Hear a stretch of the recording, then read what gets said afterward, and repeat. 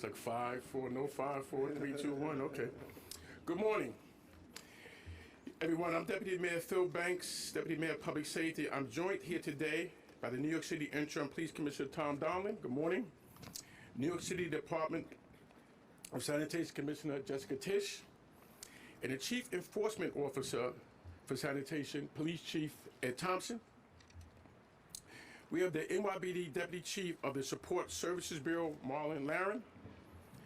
New York City Department of Transportation First Deputy Commissioner, Margaret Forgiani. We have Assembly Member Jennifer Raj Kamal, and the Mayor of the City of New York, Mayor Eric Adams. So we're here to talk today about ghost cars. So real quick, what is a ghost car?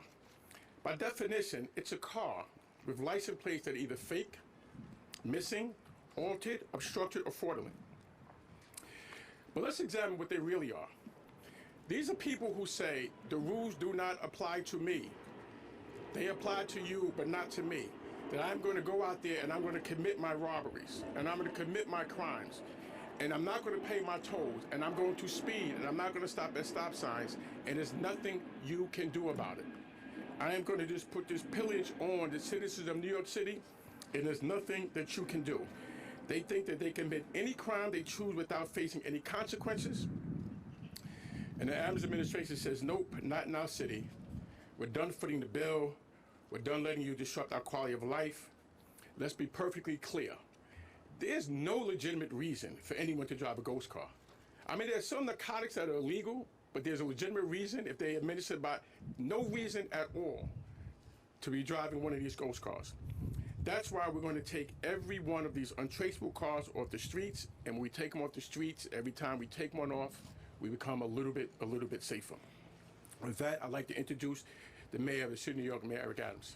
Thank you. Thanks so much, Dan Banks. And I remember you coming into the office, sharing with me this whole concept about ghost cars and what we were doing. And we needed a real partner to address not only the removal, but the storage. And we found that in the ever-fighting presence of Commissioner Tisch, who has really focused on this issue at the level that we believe it ought to. And we're going to need our partners in Albany, and that's why Assemblywoman Raj Kamal is so important as we continue to put together a state plan as they move into session this year of how do we crack down even more on these ghost cars. And, you know, the Deputy Mayor gave a definition, but, you know, there's a simple one. These cars are a pain in the ass.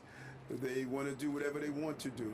And not only do they address the issues of not paying tolls, but they also are very much part of the criminal element that we're witnessing in this city. And that's in contrast to our overall mission of keeping New Yorkers safe. I say it over and over again, the prerequisite to our prosperity is public safety. No one knows it better, and no one does it better than the NYPD. And with the partnership with the Department of Sanitation, we're taking a real bite out of this issue, and these are becoming ghost car busters in the process.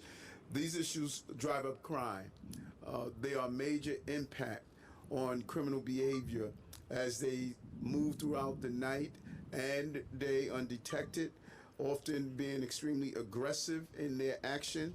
And we knew we needed a clear focus and concentration. That's why we assigned 15 NYPD officers who are working with the Department of Sanitation's crew under the leadership of Commissioner Tisch. We're going after the unregistered, uninsured, and many times stolen vehicles that have been ignored for so many years. The previous years, these vehicles have been passed by. No one has really clamped down on them. The plates that are coming from other municipalities that are being sold through social media were basically ignored. We focused on it at the toll booths when they were moving, but they were ignored in a stationary position. That is not happening anymore. These cars are going to see the level of enforcement that is required to go after the fake and paper plates, and in some bold manners, you saw no plates at all, no registration sticker on the windshield, no inspection sticker, not having car insurance, all the things that could be a nightmare if you are struck by one of these vehicles or you get into a vehicle accident. They've been used to inflict not only hit and runs, but very serious crimes in our city, shootings, robberies, and other dangerous incidents that we're witnessing. And so we're not going to stand by. This was the clear initiative and the focus that the Deputy Mayor brought to my attention a few months ago and quickly got this up and operating. And what does it look like number-wise? In 5 nights, we were able to remove over 295 ghost cars from our streets in 5 nights. The new approach builds on our successful abandoned vehicle task force model and will boost our ongoing efforts to combat ghost cars. And so earlier this year, we joined the governor and other law enforcement entities in the tri-state area to go after those who are at our toll booth. And on Saturday, the task force completed its 41st major enforcement operation. In those operations, the task force made 490 arrests, issued 20,000 summonses, and took cars where the owners owed $21 million in unpaid tolls, taxes, fees, and more. And so these vehicles are more than just a nuisance. They address our economic challenges, and they are feeders of some of the major crimes that we're seeing in our city. And this is our way of ensuring that we go after them when they're moving through our toll booths, but also when they're parks and communities where you're seeing this high level of crime. So I want to thank the Interim Police Commissioner, Tom Dowling, and Commissioner Tisch, and Deputy Mayor Banks for this 24-hour, 7-day-a-week operation of going after a major quality of life issue that we've been facing in the city. Thanks again, DM. And with that, next we will hear from the New York City Department of Sanitation Commissioner Jessica Tisch. Thank you, Chief Banks. Thank you, Mayor Adams. Ghost cars, as you heard, come in many flavors.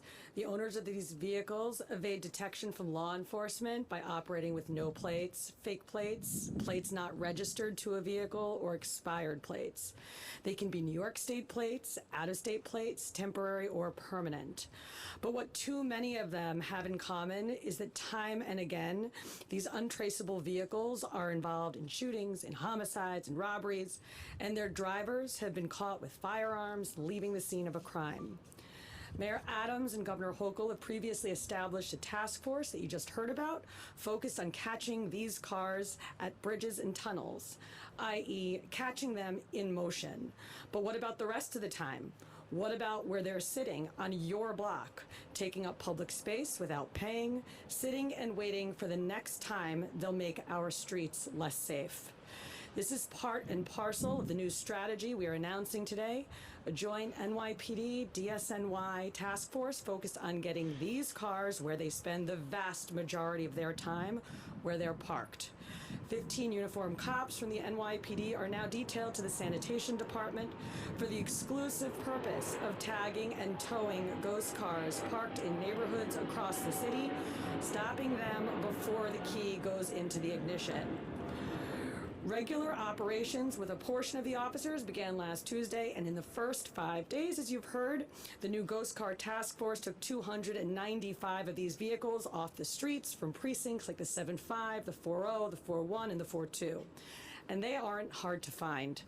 If you own one of these vehicles, you're going to go to sleep, perhaps feeling smug about avoiding registration fees, but make no mistake about it. One day, quite soon, you're going to wake up and you're going to find that your ghost car is gone. This task force is operating all hours of the day, 7 days a week. NYPD officers will run your plate straight from their department-issued phone, and if it's invalid or if it doesn't match the vehicle, it will be towed. We have set up an unprecedented interagency towing operation, including towing assets from DSNY, the NYPD's Transportation Bureau, and private road tow vendors. Given my background, I would be remiss to not mention the tech involved here. Things like the domain awareness system, NYPD smartphones, and tablets in RMPs are fundamental to so many tailor-made strategies designed to reduce crime and disorder. And now, ghost cars are no exception. So, when we find and tow your ghost car, the vehicle will be held at a vendor's lot. You'll have 7 days to show up with valid registration, title, and proof of insurance. If you manage to scrounge up all of the necessary paperwork, the paperwork you should have had, you'll only be on the hook for a few $100s worth of storage and towing fees. If you don't get there in 7 days, the car will be moved to an NYPD lot like this one, and the title holder, which may or may not be you, will be notified that they have 30 days to claim the vehicle. If no one claims it, your car will be auctioned off.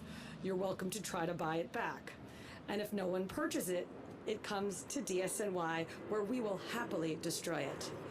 We know the interagency approach works. The DSNY NYPD Abandoned Vehicle Task Force focused on cars left on the streets indefinitely, removed almost 13,000 such vehicles last year, double the number the prior year before the task force was created. We looked at a problem that was affecting the safety and the well-being of New Yorkers and started from the expectation that there had to be a well-crafted solution. That's what you have here. Thank you, Chief Banks. Thank you, Mayor Adams, for your leadership in bringing us together. Thank you. And I'd just like to add that the Chief of Patrol, John Chow, did a 1-week pilot on ghosts, or on plates covered. 3,000 summonses they issued in 1 week of people covering their plates. So this is a major problem. Went to the mayor, he jumped right on top of it, and what happened? Multiple law enforcement agencies together, working together as one particular team, and you're going to see how we're going to make a huge dent very quickly into this particular process there. And with that, I'd like to introduce the New York City Interim Police Commissioner, Tom Dowling. Thank you very much, Mayor Adams. Thank you. Commissioner, thank you. We go back a long way also. And Deputy Mayor Banks.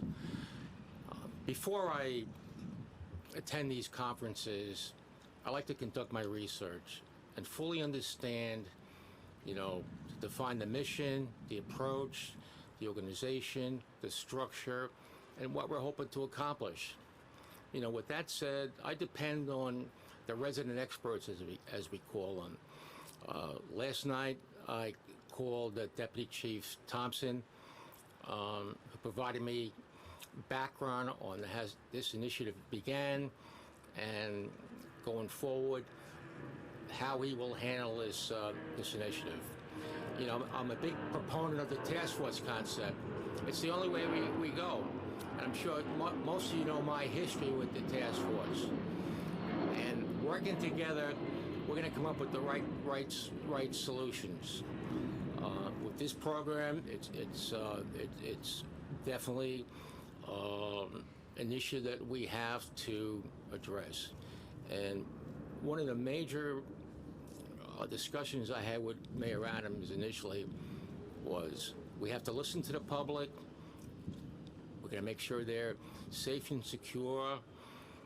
And I know the public has reached out to the police department and addressed these problems, and what can we do to help them? So I think that's very, very important. And myself, I listen to people, assess things, and I depend on 2-star chiefs, 3-star chiefs that I'm working with, and I always look for their input, suggestions, and how do we go forward with this. But I think this is an excellent task force. It's going to be successful. The sanitation department is very concerned with the issue, along with the police department, and they want to resolve this issue. And a lot of the complaints from the public was that, these cars, are parked in their residence, they're parked by schools, and something needs to be done. Of course, these cars go through toll booths, speed traps, or whatever. But the main concern here is these are bad people, and we are also focusing on the violent crimes that come with this. And I believe that this will be successful. And in my position, as I mentioned, I'm a big proponent of the task force concept, and I will look to other task forces that we can possibly implement. I'm in discussion with a lot of the different chiefs, and I think it's important that we develop a program. Also show that the mayor does care, and that is one of his top priorities. So I want to thank you for coming today, and hopefully we'll meet again and to discuss these matters. And this is a 90-day trial run, and I see this being very, very successful. And the sanitation department brings a lot to this program. And years ago, I worked with the sanitation department. I remember on 87th Street, I used to go speak to some of the foremen and assistant foremen who were involved in investigations, and they're very smart people. But this is going to work because we know the direction we're going in, and that's important. And before you get involved in these task forces, you really have to define the process and how we go forward. So I appreciate your time, and it's great to see everyone here. And I guess we'll have some questions after that. Yeah. Okay. Thank you. And I'd just like to acknowledge Chief Thompson.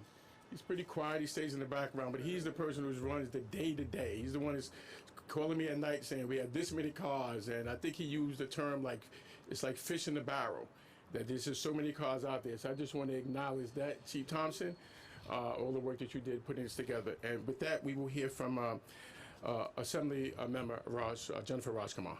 Good morning. Good morning. Good morning. Ghost vehicles are a menace to our city. And at a time when we desperately need money for the MTA to upgrade our buses and subways, ghost vehicles are costing us hundreds of millions of dollars in unpaid tickets, fines, and toll evasion. Drivers of these ghost vehicles are openly flouting the rules. There is a clear connection between these illegal vehicles and violent crime. They are involved in hit and runs, robberies, and shootings. In our state capital this year, myself and my fellow lawmakers passed legislation to ban the sale of license plate covers and increase the fine for obscuring a plate. The law took effect this month. As of September 1st, it is now illegal to sell products designed to conceal or obscure license plates. But we need to do more to get rid of ghost cars. That's why I am proud to announce that I am introducing the Ghostbusters Bill in Albany this upcoming session. My Ghostbusters Bill will empower law enforcement to use VIN numbers to issue summonses when there is a phony plate.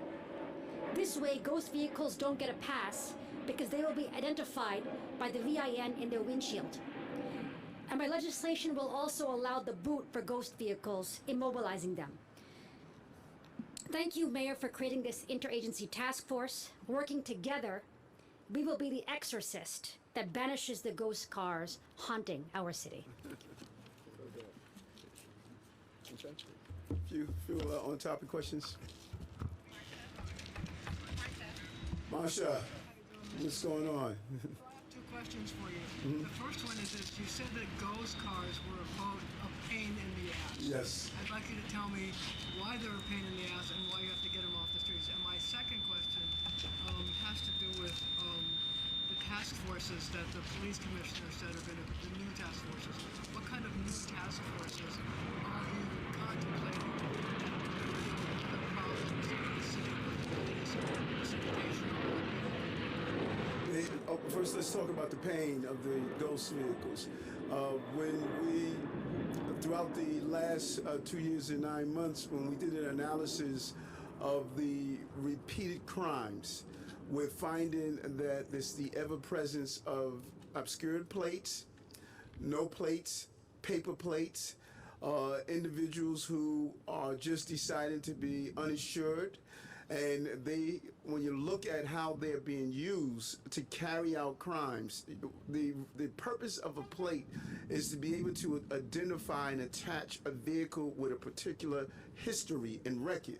When you don't have that plate, even if our advanced video surveillance that we have throughout the city, even if they capture the vehicle, if that vehicle doesn't have a plate, or it's a fake plate, or if it's an outdated paper plate, it is extremely challenging to capture the person who's involved in the crime. And so they have been wreaking havoc on our city on a number of crimes. We do an analysis of some of the crimes, violent crimes that we have witnessed leaving the scene, a number of the accidents leaving the scene. It just has been a real terror on our streets, and that's why we're zeroing in on these paper plates, illegal plates, unregistered. And nothing is more horrific than a person who's been struck by a vehicle or their car may have been in the impact of a crash, just to learn the person did not have a registration, did not have insurance. Now you are footing the bill and the medical costs and any other costs attached. So this is the type of everyday quality of life issues that these cars have created, and they've been ignored. For many years they've been ignored, and there has been a level of comfortability that they can go free from any type of impunity, and that is ending. And I really commend the team of both the commissioner and the deputy mayor for bringing that about. As the commissioner stated, the commissioner was part of JTTF. What I always believe, there are too many walls that separate our agencies and our organizations, and it has always been our mission to dismantle those walls, and that's what we have done over and over again, and we're going to continue to expand on these joint operations to go after the bad guys. Because the bad guys, they're coordinated, they're working together, and we're going to work together to dismantle some of the actions that they're taking. So two quick questions. Yes, sir. First for the mayor, then for the commissioner. Mayor, as you know, this task force has shown initial promise in getting ghost cars off the street. But as you also know, last year there were about 51,000 complaints to 311 about abandoned vehicles, and those complaints only yielded about 3.5% of the cars getting towed away. So I'm wondering, is this task force kind of running in parallel with a broken 311 system? And you're hoping that this task force will do the job that 311 isn't doing? And then a second question for the commissioner, I can ask now if you want, or... Second one for the commissioner, you mentioned these for almost 300 cars seized in just a couple of days, 5 months. But then you also mentioned there's this 7-day period under which a driver can produce these documents, i.e. claiming the vehicle. How many of the cars that you've seized so far have then been claimed? Because that's also been a problem with 311. 311 is not a broken system, it's an excellent system. Hats off to Mayor Bloomberg for the concept of responding to the calls and the volumes of the calls, and we should have continued the success in the implementation. I think that there was a slight pause on how to evolve that system more, but what Deputy Mayor Banks has been doing is really leaning into 311. What Chief Technology Officer Matt Frazier is doing is to how to use technology for return calls. It is, I think, is one of the top innovative actions that Mayor Bloomberg did, and it's not a dysfunctional system. It is not a failing system. It is a system that's going to be constantly under evolution, and this city should be proud to have a system that the millions of calls we get that don't go to 911. If we didn't have a 311, we would be overburdening 911. Now New Yorkers understand what emergency is and what is a quality of life issue that we could address. Commissioner, you want to talk about those cars? Gersh, as usual, you asked the same question that I asked, but because the operation is 5 days old, we're going to wait until after the 7 days are up and gather all of the data, and it's going to be very interesting to see how many of those cars are claimed from Roto, from the private lot, how many of them make it here to the NYPD's pound, how many of them are claimed from here during the 30-day period, and I actually think that information will very much inform our future operations. So we will be very happy to share the information when we have it. And we'd rather have it in the lot than on your block. You know, that's the goal. The goal is these guys have been operating free from any form of actions, and that's why we're taking action. Yes, hi. What's up, Kelly? I'm good. You got my name right today. You know, I'm not perfect. I'm perfectly imperfect. Gotcha. I wanted to ask, I know this is a task force and it's only running for a certain amount of time. Is there plans to maybe continue on in the future? Obviously, these people with these illegal plates now know that there's just a certain amount of time that they can get caught. Maybe they won't drive their car within that certain amount of time. What's the long-term goal here? Because this is a persistent problem.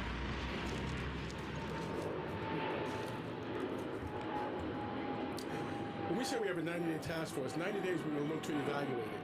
We're going to look at the progress. If the progress, in fact, has been sufficient that it can go back to the normal process, we'll do it. If not, we will either expand the task force or continue to keep it going. We realize that this is a major, major problem. So when you start a task force, you say 90 days because you don't know what you're going to uncover. And in 90 days, we'll make that particular evaluation. And I'm very fortunate to actually deal with Jessica Tisch, because when you go to Commissioner Tisch, she's on top of it. And she's like, so 90 days is just something that if the bad guys and the bad girls out there think, oh, I can lay low in 90 days, we have another surprise for you, right? Put your car out there on the 91st day and you will see what is going to happen. And just clear, Kelly, I just want you, this is not just about evading tolls. These are people who are committing crimes. They're robbing, they're stealing from people, right? So, and you're going to see now, when those stats come out, very few people are going to be coming to get their cars because they've committed crimes that they don't think we know about. They're not coming to get these particular cars, and you will see why we concentrated in the precincts that we do, the 7-3, the 7-5, the 4-0, the 4-1. And as Chief Thompson said, he calls me up, he said, it's like fish in a barrel. We go down a block because one goes to the other. So 90 days, I hope they focus on that. And I hope they start putting their cars back on the 91st day. And they will find out the 91st day is going to feel like the first day because we're going to grab that car. And I'll just also add, like, look around at the scenery and see how many cars are here. Most of those were not claimed from the private vendor in the 7-day period. So, Gersh, it's more anecdotal. About the team between police and sanitation, why those two agencies have come together, and the teamwork between police officers, all sanitation workers, sanitation. How does it work? So the way the abandoned vehicle task force started several months ago, this built on top of it, was people would call 311, and problems with cars come in many flavors. One type of problem was always handled by the Department of Sanitation. Those are derelict vehicles. Those are vehicles that are completely busted up. They're very low dollar value and have no plates. But there are other types of vehicles, like, for example, ghost cars, cars that are parked on streets forever that have a value above $1,250. Those would be handled by the NYPD. And so it was a problem with 311 where both agencies would go like this, pointing at the other. And so we developed the Abandoned Vehicle Task Force to streamline that 311 process so that the caller didn't have to know, is the vehicle derelict or is it a roto? Not their problem. That's our problem. And so the Abandoned Vehicle Task Force was made up of both sanitation supervisors who could deal with any derelict vehicle and NYPD cops who could deal with any roto vehicle. That's how the whole thing originated. Then it expanded when we said, oh, wow, there's this ghost car problem. And we said, why don't we get them where they park? And given that we had this very productive partnership to deal with these vehicles on streets, we decided to build off of that. Just driving down the street, you still see these, it's like, wow, everybody just bought a new car. It's unbelievable. So to be clear, you're still pulling them and you'll take the car. Yes. Is that correct? Yes. It's not just a park situation. And also, some of these are really nice cars. What if your car was stolen? Do you have a chance of getting it back? Yes, and there are systems that we have in place if someone reported their car is stolen, and there are notifications that are made because we do find that some of these vehicles are stolen.